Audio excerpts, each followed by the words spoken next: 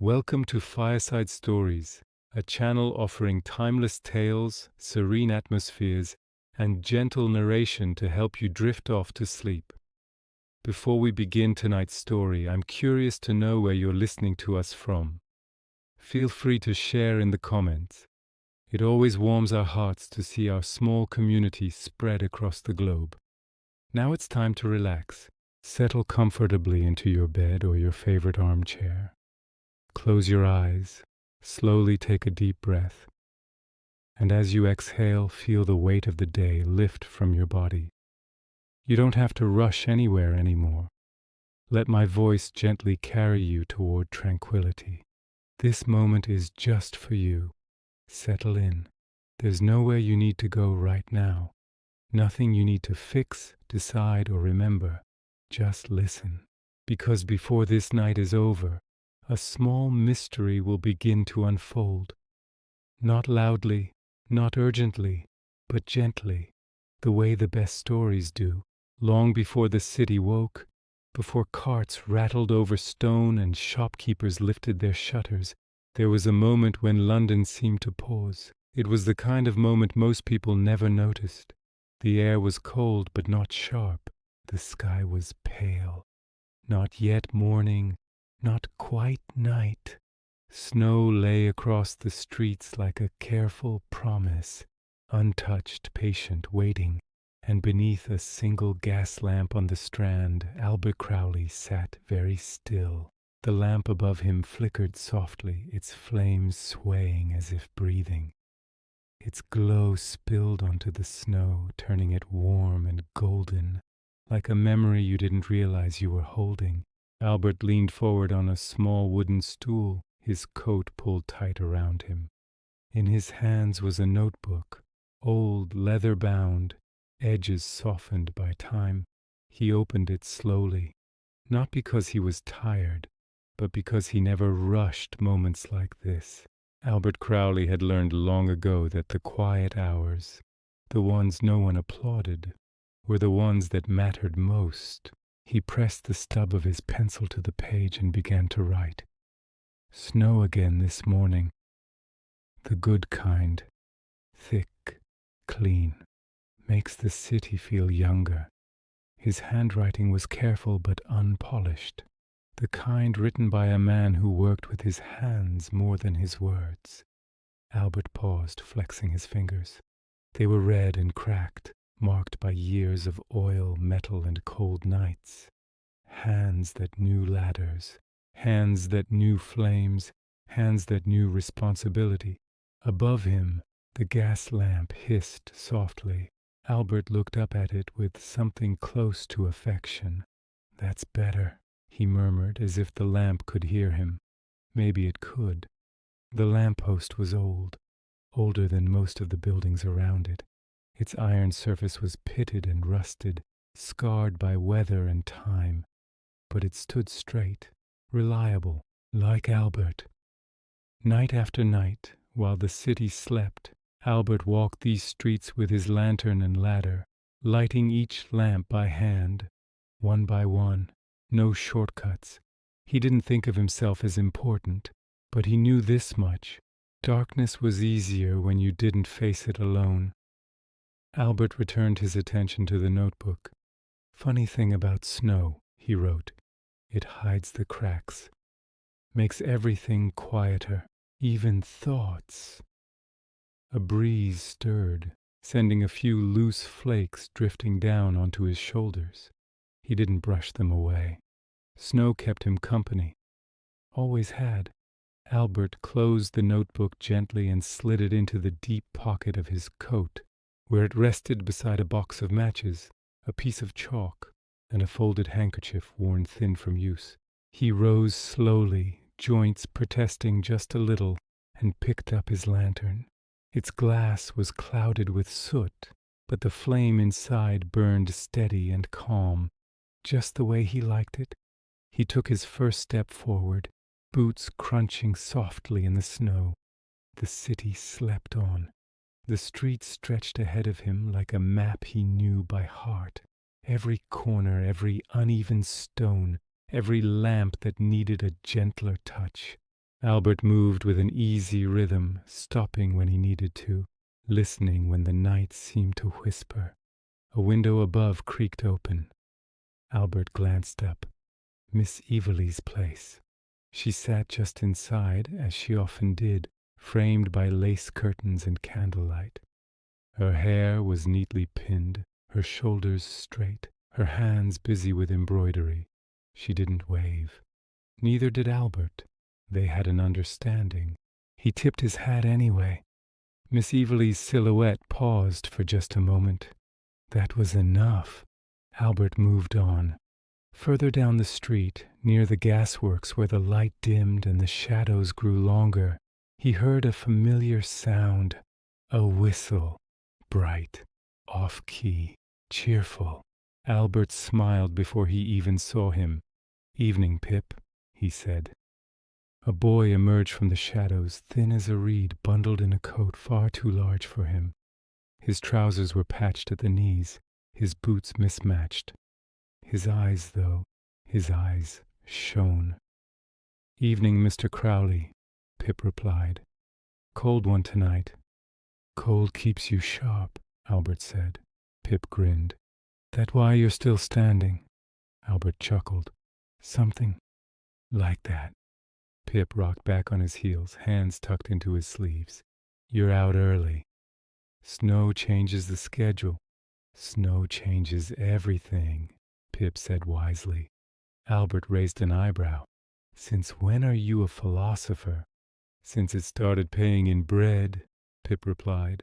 Albert laughed softly. "Keep warm," he said, "and keep out of trouble." Pip nodded, but not convincingly. Albert continued on, aware, as he always was, that Pippi's footsteps would trail behind him for a while before disappearing into the maze of alleys. Some habits were hard to break. At the next lamp-post, Albert reached into his coat pocket and froze. He searched again, slower this time. Nothing. His brow furrowed. He checked the other pocket, then the inside lining. His fingers found matches, chalk, cloth, but not the key. Albert straightened, heart ticking a little faster than usual. The key wasn't fancy, just iron, slightly bent at the teeth, but it opened every lamp on his route. Without it, Albert looked up at the darkened post before him. Without it, the night changed. He rested his hand against the cold iron. "Now where did you go?" he whispered. The lamp above him flickered weakly, as if uncertain. The snow seemed to hush. And for the first time in many years, Albert Crowley, the man who lit the city, stood beneath a lamp he could not tend. A feeling settled into his chest, not fear, curiosity, because mysteries, Albert knew, didn't arrive without reason, and somewhere in the quiet waiting streets, something had begun. The night is still young, and so is the story. Take a slow breath. In the next part, Albert will follow the first faint thread, one that leads him deeper into the sleeping city, and closer to a truth hidden in the glow of the lamps. For now, rest. The light is still on. The city didn't react when Albert stood there without his key. No bells rang. No voices called out. No sudden wind rushed through the streets. London simply breathed, slow, steady, unbothered. Albert slipped his lantern a little higher on its hook and took a step back from the unlit lamp. Its glass dome reflected his face, older than he sometimes felt, calmer than most men his age. "Well," he said quietly, "we'll have to ask around." Talking to the night was something Albert did well. He turned and headed down the street, his boots leaving clean, deliberate prints in the snow. The sound they made, soft, rhythmic, felt like company.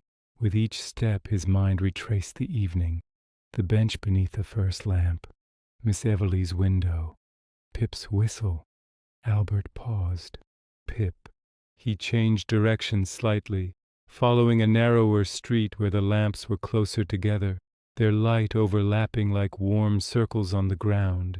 This was Pip's territory, places adults passed through without seeing.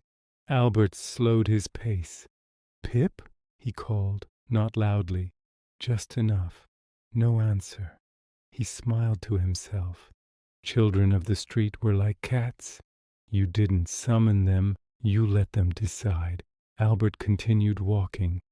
2 corners later, a shadow peeled itself away from a doorway.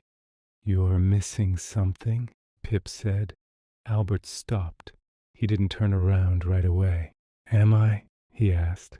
Pip stepped closer, hands tucked deep into his sleeves. His breath puffed white in the cold. "The key," Pip said. "You pat your pocket when you're worried." Albert finally turned. "That obvious?" "Only if you're looking," Pip replied. Albert studied the boy's face, not suspicious, not smug, just curious. "Have you seen it?" Albert asked. Pip hesitated, just a second too long. "I've seen a lot of things," he said. Albert nodded. "That's usually how it goes." They stood together beneath a lamp that hummed softly above them. Snowflakes drifted down, landing in Pip's hair and melting just as quickly. Albert spoke gently. "I'm not angry," he said, "but I do need that key back." Pip shifted his weight from one foot to the other. "Wasn't me," he said. "Not exactly." "Then help me understand." Pip looked down at the snow, scuffing it with his boot. "Things been different," he said. Albert waited. "The lights," Pip continued, "they've been flickering, sometimes out where they shouldn't be, sometimes bright where no one goes." Albert felt something settle into place. "How long?" he asked. "A while," Pip said. "Long enough for people to notice, long enough for kids like me to pay attention." Albert glanced up at the lamps lining the street. Each one steady now, but he knew better than to trust appearances. "And the key?" Albert asked again. Pip finally looked up. "Someone took it," he said. "But not to steal." Albert raised an eyebrow. "That's a fine line," he said. Pip shrugged. "They're not bad. Just desperate." "Who?" Pip opened his mouth, then closed it. "Can't say," he muttered. Albert sighed, not in frustration, but in understanding. "All right," he said. "Then show me." Pip blinked. "You serious?" Albert smiled. "I've walked these streets 40 years. I can walk a few more." Pip grinned wide and sudden. "Follow me then." And just like that, the night shifted. They moved through paths Albert rarely used, alleyways narrow enough to touch both walls at once, shortcuts hidden behind broken gates, stairways worn smooth by feet that moved fast and light. The lamps here were fewer. Their glow felt secretive. Albert noticed chalk marks on walls, simple shapes, lines, arrows, a small drawing of a lamppost, signs. "How long has this been going on?" Albert asked quietly. Pip didn't slow down. "Longer than you think." They stopped near an old courtyard, half forgotten by the city. Snow had settled thick here, untouched except for a scatter of footprints leading inward. Pip gestured. "Here." Albert stepped inside. The air felt different, warmer somehow despite the cold. A few lanterns burned low near the ground, their flames protected by glass jars. Around them stood children, 5, maybe 6, boys and girls of different ages, bundled in layers, eyes alert. They all looked at Albert. No fear, no hostility, just waiting. A boy with dark curls stepped forward. He couldn't have been older than 13, but his posture was steady. "You're the lamplighter," he said. Albert nodded. "I am." The boy glanced at Pip, then back at Albert. "You noticed," he said. Albert smiled faintly. "It's my job." The boy reached into his coat and pulled something out. The key. Albert felt a small rush of relief, but he kept his voice calm. "You took this," he said. "Yes," the boy replied, "but we meant to bring it back." "When?" "Tonight," the boy said. "After." "After what?" The children exchanged glances. The boy spoke carefully. "After we made sure." "Made sure of what?" Albert asked. "That the lights would stay on." Albert felt the weight of the words. "They don't always," the boy continued. "Not in the places we sleep." Albert's chest tightened. "Sometimes they go dark," the boy said. "And when they do, bad things happen." Albert looked around at them. Really looked. Thin coats, two big shoes, hands red from cold. He understood. "You didn't need to steal," Albert said gently. "We didn't know how else," the boy replied. Albert held out his hand. The boy hesitated, then placed the key into Albert's palm. It felt heavier than before. Not with metal, with meaning. Albert closed his fingers around it. "All right," he said. "Then let's do this properly." The children leaned in. "You want light?" Albert asked. They nodded. "Then you help me light the city." Their faces changed. Hope did that. By the time they returned to the main street, the sky had begun to soften at the edges. Night wasn't done yet, but morning was listening. Albert worked carefully, explaining each step, how to clean the glass, how to check the wick, how to listen to the flame. The children watched closely. When a lamp flared to life, they smiled like it was magic. Maybe it was. Miss Everly watched from her window, eyes narrowed with interest. She noticed the extra shadows, the unfamiliar movement. Her curiosity stirred, and somewhere deeper in the city, something old and quiet shifted, as if the lights themselves approved. Albert paused beneath a newly lit lamp and looked around at the children. "We'll do this again," he said, "but safely." The curly-haired boy nodded. "We promise." Albert believed him. The lamps hummed. The snow glowed. And for the first time in a long while the night felt fuller, not darker. Miss Everly had lived on that street for so long that the sounds of it no longer startled her. The distant rattle of a carriage, the soft echo of boots on stone, the low, constant breath of the gas lamps. All of it blended into a single, familiar lullaby.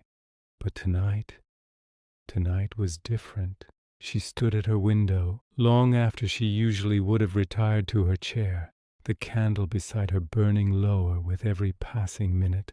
Her knitting lay forgotten in her lap, needle still, yarn loose. Below, the lamplighter moved. Albert Crowley. But he was not alone. Miss Everly leaned closer to the glass, her breath leaving a faint cloud on the pane. Children, several of them. They followed Albert not like thieves or troublemakers, but like apprentices. They carried small tools. They watched his hands. They waited when he gestured. Miss Everly's sharp eyes missed very little, and they told her one thing clearly. This was no accident. She straightened slowly, joints stiff with age, heart tapping a little faster than usual. Curiosity had always been her quiet companion, patient, persistent, impossible to ignore. She reached for her shawl. "Well," she murmured to the empty room, "it seems the night has finally decided to speak." Outside, Albert was showing a young girl how to shield a flame from the wind with her hand. "Not too close," he said gently. "The flame needs air. Just guide it." The girl nodded solemnly, as if entrusted with something precious. The lamp caught. Light bloomed. The children smiled, not loudly, not wildly, but with the kind of joy that settled deep and warm in the chest. Albert felt it too. He straightened, stretching his back, and turned, and nearly jumped. Miss Everly stood a few steps away, bundled in her coat, shawl tight around her shoulders. Her spectacles reflected the lamplight, hiding her eyes. "Evening, Mr. Crowley," she said. Albert removed his cap at once. "Miss Everly," he replied. "I didn't expect—" "Of course you didn't," she said calmly. "People rarely expect to be seen when they think they are unnoticed." The children stiffened. Albert placed himself subtly between them and Miss Everly. Not threatening, just instinctive. "There's no trouble here," he said. Miss Everly smiled faintly. "Oh, I know," she said. "If there were, you wouldn't be standing so straight." She looked past him, studying the children. "You've recruited help," she observed. Albert hesitated, then nodded. "They needed light," he said simply. Miss Everly's gaze softened. "Yes," she said quietly. "That's usually how these things begin." She stepped closer to the lamp, extending her gloved hand toward its warmth. "I've been watching these streets for decades," she continued. "Lights go out more often than people admit, not just lamps." Albert felt a calm settle between them. The children listened, silent and wide-eyed. Miss Everly looked at Albert again. "You lost something," she said. "I did, and found something else instead." Albert smiled. "That seems to be the pattern." Miss Everly nodded approvingly. "Good," she said, "because patterns matter." She turned to the children. "You're welcome on this street," she said. "But you'll mind Mr. Crowley. He knows how to keep things burning without getting burned." The children nodded, respectful, serious. Miss Everly adjusted her shawl.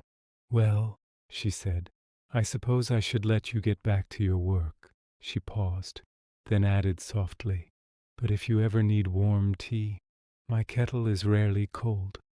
And with that, she turned and disappeared back into the quiet glow of her doorway. Albert exhaled slowly. The night felt fuller again. They worked until the sky began to pale. One by one the lamps stood bright and steady, a ribbon of light stretching down the strand. The children moved more confidently now, less like shadows, more like caretakers. When the final lamp was lit, Albert rested his hands on his hips and looked around. "Same time tomorrow?" one of the boys asked. Albert considered it. "Tomorrow night," he said. "The city sleeps better then." They grinned. As they scattered back into the quiet places they belonged, Albert stood alone beneath the lamps once more. But he did not feel alone, not at all. The light hummed gently above him, and somewhere deep in the city, something old and tired rested easier than it had in years. The first hint of morning didn't arrive with color. It arrived with stillness. The city, which had murmured softly through the night, seemed to hold its breath. Even the lamps, those tireless watchers, burned more quietly now, their flames steady and content. Albert stood near the edge of the strand, his lantern resting against his leg, its light no longer needed but still glowing out of habit. He always lingered at this hour. Dawn was a conversation he didn't like to rush.